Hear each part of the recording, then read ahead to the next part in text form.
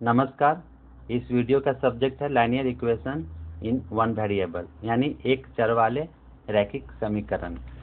तो आइए समझते हैं linear equation in one variable का मीनिंग क्या होता है।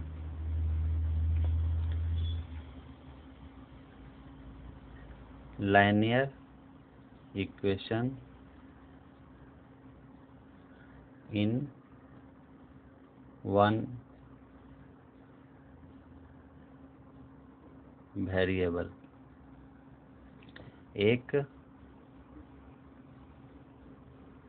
चर वाले रैखिक समीकरण। जैसा कि इस लाइन में यूज किया गया है, इक्वेशन होगा जो लाइनियर होगा, रेखा के रूप में होगा, और इसमें वन वेरिएबल शामिल होगा। ये अक्सर अलजेब्रिक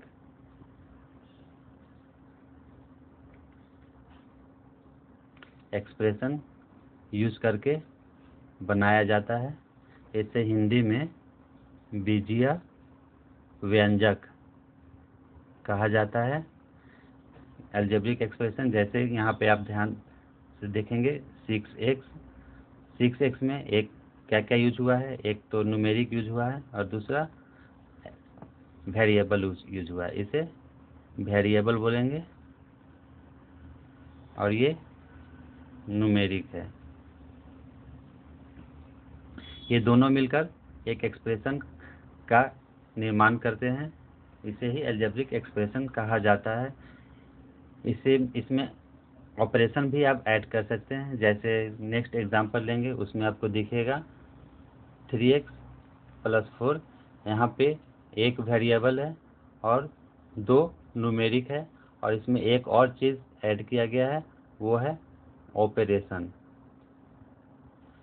ये ऑपरेशन आपको माइनस भी हो सकता है, मल्टीप्लिकेशन भी हो सकता है और डिवीजन भी हो सकता है। इसी तरह से और भी एग्जांपल होगा, 5x + 9, कुछ भी हो सकते हैं एग्जांपल। ये सभी एक्सप्रेशंस हैं, और इस एक्सप्रेशंस में अगर आप इक्वालिटी को ऐड कर देते हैं, शामिल कर लेते हैं, जैसे कि 3x + 4 = 13, यहाँ पर एक और टर्म ऐड हो जाता है, वो है इक्वालिटी का, इक्वालिटी साइन। तो जैसे ही इक्वालिटी साइन ऐड करते हैं तो ये एक इक्वेशन का रूप ले लेता है। इक्वेशन यानी इसी को समीकरण कहते हैं। और यहाँ पर एक चीज़ और ध्यान देने वाली बात है कि जैसा कि आप देख पा रहे हो कि एक लाइन के फॉर्म में है, यानी कि यहाँ पे आपका लिनियर इक्वेशन हो गया। वन वेरिएबल, यहाँ पे वेरिएबल सिर्फ वन है, x है, और ये x का पावर भी 1 होना चाहिए, तो ही linear equation in one variable कहा जाएगा।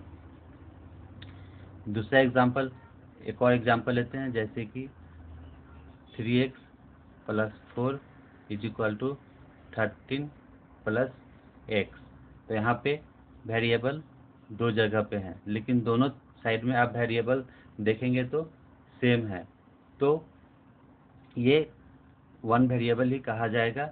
लेकिन अगर यहाँ पे x की जगह पे आप y लिखते हैं, y, तो फिर ये वन वेरिएबल नहीं हो जाएगा। फिर यहाँ पे आपका दो वेरिएबल हो जाएगा, एक x हो जाएगा, एक y हो जाएगा। तो इसलिए इस चैप्टर में हम सिर्फ एक वेरिएबल के यूज़ करेंगे, तो ये वन वेरिएबल वाले लाइनियर इक्वेशन कहलाएंगे। जैसा कि आप देख पा रहे हैं, इस इक्वेशन में 3x + 4 = 13 दो साइड निर्माण होते हैं, दो साइड बनते हैं। एक जो इक्वल का लेफ्ट होता है और दूसरा जो इक्वल का राइट होता है। जो लेफ्ट में होगा उसे LHS यानी लेफ्ट हैंड साइड बोलेंगे, और जो राइट में होगा वो RHS यानी राइट हैंड साइड बोलेंगे। ये दोनों टर्म का यूज इस चैप्टर में होगा, इसके बाद भी होगा।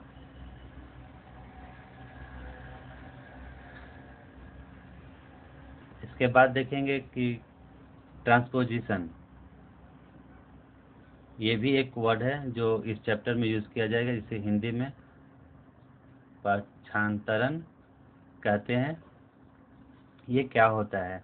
जैसे कि 3x + 4 = 13, ये आपका इक्वेशन है। अगर आपको 4 को लेफ्ट हैंड से राइट हैंड में लेकर जाना रहे तो ये हो जाएगा 3x = 13 - 4। तो जैसा कि आप देख पा रहे हैं कि यहाँ पे जो पॉजिटिव था राइट हैंड में जाने के बाद नेगेटिव हो जाता है। तो इस बात को आप याद कर लेंगे कि जब लेफ्ट साइड में पॉजिटिव होगा तो राइट साइड में जाने के बाद नेगेटिव हो जाएगा, लेफ्ट साइड में नेगेटिव रहेगा तो राइट साइड में जाने के बाद पॉजिटिव हो जाएगा। अगर लेफ्ट साइड में मल्टीप्लाइड रहेगा तो राइट साइड में डिवीज़न हो जाएगा, और लेफ्ट साइड में डिवीज़न हो तो राइट साइड में मल्टीप्लिकेशन हो जाएगा। जैसे यहाँ पे उदाहरण लेंगे 3x = 12, तो अगर 3 को वो साइड में लेकर जाते हैं तो ये जो मल्टीप्लाई के रूप में है यहाँ पे 12/3 हो जाएगा, डिवीज़न का रूप ले लेगा। ये ऐसा क्यों होता है ये भी जानना बहुत ज़रूरी है। जैसे कि यहाँ पे 3x + 4 को हम लोग 3x + 4 में से 4 को राइट हैंड में लेकर जा रहे थे। इसको दूसरे मीनिंग में ऐसे समझेंगे कि 3x + 4 में 4 को मुझे हटाना है यहाँ से, तो क्या करेंगे, ये पॉजिटिव 4 है तो इसमें से उतना ही माइनस कर देंगे, यानी कि उतना हटा देंगे। तो जब लेफ्ट साइड में किसी भी मात्रा को कम करते हैं तो राइट साइड में उतनी ही मात्रा को आपको कम करना है। तो यहाँ पे आपने 4 कम किया है तो यहाँ पे भी 4 कम करना पड़ेगा। तो ऐसे पोजीशन में यहाँ पे 4 कम हो गया, ये तो कैंसिल हो गया। तो यहाँ पे जो आप देख पा रहे हैं वो 13 - 4 है, जो कि इस इक्वेशन के इक्वल आ जाता है। तो आप इसको दो तरह से बोल सकते हैं, या आप ऐसे बोल सकते हैं कि हम न्यूमेरिक टर्म को राइट हैंड में लेकर जा रहे हैं, या ऐसे भी बोल सकते हैं कि मुझे न्यूमेरिक टर्म को लेफ्ट साइड से हटाना है तो उसे क्या करेंगे, उतना ही कम कर देंगे। तो जितना लेफ्ट साइड में कम करेंगे तो चूंकि ये इक्वल रहे दोनों साइड, उसके लिए राइट साइड में भी उतना ही कम करना पड़ेगा। तो दोनों का मीनिंग सेम निकलेगा, सिर्फ आपको बोलने का या सॉल्यूशन में दिखलाने का तरीका अलग अलग होगा। उसी तरह से क्रॉस मल्टीप्लिकेशन एक वर्ड यूज किया जाएगा, क्रॉस मल्टीप्लिकेशन।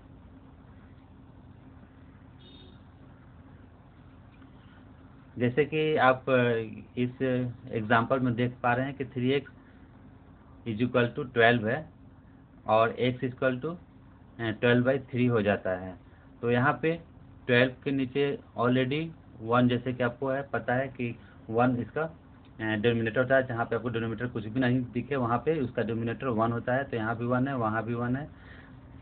तो 3x/12 को आप ऐसा भी लिख सकते हैं कि 3x × 1 = 12 × 1, यानी कि आपका उसका वैल्यू में कोई अंतर नहीं दिखेगा। तो क्रॉस मल्टीप्लिकेशन वही होता है कि फर्स्ट के नोमिनेटर से इक्वल के राइट हैंड साइड वाले डिनोमिनेटर से मल्टीप्लाई होगा, और लेफ्ट हैंड साइड के डिनोमिनेटर से राइट हैंड साइड के नोमिनेटर से मल्टीप्लाई होगा। तो दोनों मल्टीप्लाई जब करेंगे तो इस ऑपरेशन को क्रॉस मल्टीप्लिकेशन कहेंगे, और इसमें कोई वैल्यू चेंज नहीं होता है। तो जहाँ पे आपको ज़रूरत पड़ेगा वहाँ पे क्रॉस मल्टीप्लिकेशन करना पड़ सकता है। तो एक मीनिंग यहाँ पे और भी देखेंगे। जैसे कि हमने एग्जांपल लिया था 3x + 4 = 13। इसे इक्वेशन को दूसरी तरह से ऐसे भी समझ सकते हैं कि माना कि अगर एक ये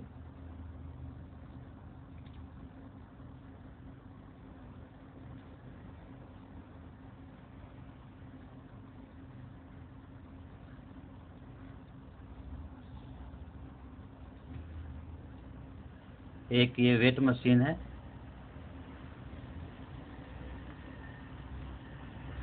तो लेफ्ट हैंड साइड में 3x प्लस 4 है तो राइट हैंड साइड में 13 हो जाएगा और ये दोनों हमेशा इक्वल हो जाएगा।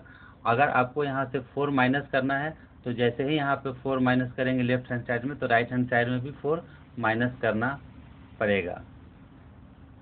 तो अगर आप -4 करेंगे तो इसका वैल्यू हो जाएगा 3x और यहाँ पे माइनस करेंगे राइट हैंड साइड में तो यहाँ पे हो जाएगा 9।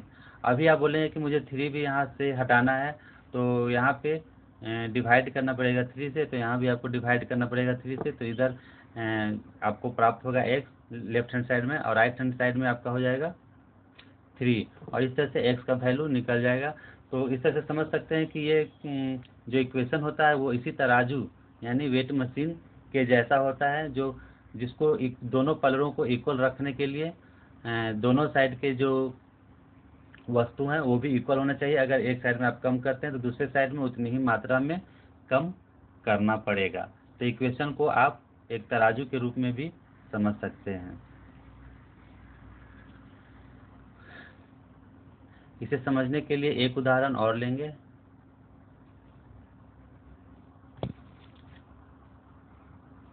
Three x minus 5 is equal to 2x plus 8।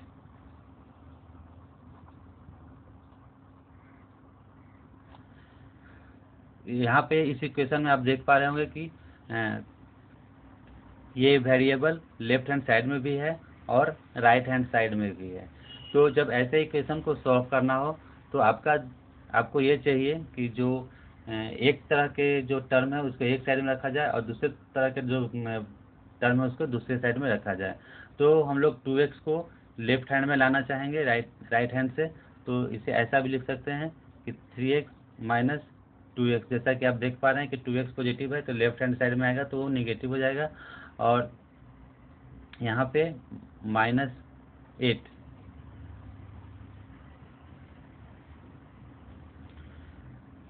यहाँ पे right hand side left hand side में -5 है तो यहाँ पे आके +5 यानी कि ये पॉजिटिव हो जाएगा। -5 इधर आने के बाद पॉजिटिव हो जाएगा। इसको दूसरी तरह से ऐसे भी दिखा सकते हैं कि 3x माइनस 5 में से 3x को 3x minus 5 and right hand side में 2x माइनस 8 है तो यहाँ पे 2x को मुझे हटाना है। तो इसे ऐसा करेंगे कि इधर 3x माइनस 5 यहाँ पे 2x माइनस कर देंगे और 2x माइनस 8 में से 2x को माइनस कर देंगे। लेकिन लेफ्ट साइड में इस तरह से प्राप्त होता है तो 3x में से 2x माइनस हो जाएगा तो ये x बचेगा और -5 और इधर ये दोनों चूंकि इक्वल हैं, एक प्लस एक माइनस है तो ये दोनों कैंसिल हो जाएंगे तो सिर्फ -8 बचेंगे। अभी यहाँ पे x माइनस 5 है, यहाँ पे इक्वल -8 है। अभी 5 को यहाँ से हटाना है, मुझे गायब करना है। तो यहाँ पे क्या करेंगे कि 5 को ऐड कर देंगे तो राइट हैंड साइड में भी 5 ऐड करना पड़ेगा।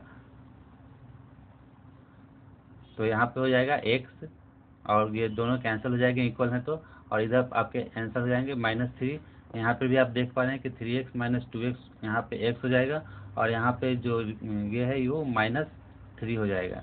तो आप जैसा कि दोनों का मीनिंग सेम होता है, दोनों का आंसर आपका सेम आया सॉल्व करने में, लेकिन आप यहाँ पे क्या आप देख पा रहे हैं कि जो ये फर्स्ट मेथड यूज़ किया और ये सेकेंड मेथड यूज़ किया, तो सेकेंड मेथड को सेम रिजल्ट प्राप्त करने के लिए आपको first line, second line, third line, fourth line and fifth line में जाकर आपको आंसर प्राप्त होता है। लेकिन फर्स्ट मेथड में क्या बात देख रहे हैं कि एक ही लाइन में आपका एक और ये दूसरा लाइन, 2 लाइन में आपका आंसर मिल जाता है। तो इस तरह से जो फर्स्ट मेथड है वो सॉल्यूशन में ज़्यादा यूज़ किया जाएगा अपेक्षा के सेकेंड मेथड से। सेकेंड मेथड समझने के लिए बहुत ही अच्छा है, बहुत ही उपयुक्त है। समझने के लिए आप सेकेंड मेथड ही यूज़ करेंगे, लेकिन जब आप किसी भी प्रॉब्लम को सॉल्व करेंगे तो उसमें ये जो पहले वाला मेथड है उसको यूज़ करेंगे, बहुत अच्छा रहेगा, ज़्यादा अच्छा रहेगा। तो आज का वीडियो मैं यहीं पे समाप्त करता हूँ और जाते जाते आपसे रिक्वेस्ट रहेगा कि इस चैनल को सब्सक्राइब करें और बेल आइकन को प्रेस करें ताकि जब भी मैं नया वीडियो अपलोड करूं तो उसका नोटिफिकेशन आपको मिल सके। अगर ये वीडियो पसंद आए तो लाइक करें और शेयर करें, जिससे कि आपके दोस्तों को भी इस वीडियो का लाभ मिल सके। धन्यवाद।